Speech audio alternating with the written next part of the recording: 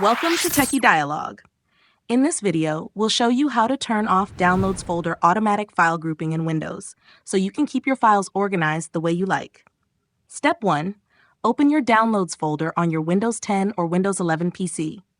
This is where all your downloaded files are stored by default. You'll notice they are grouped by date modified, such as today, last week, or earlier this year.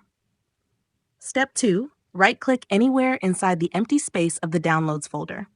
This will bring up a context menu with several options for how your files are displayed.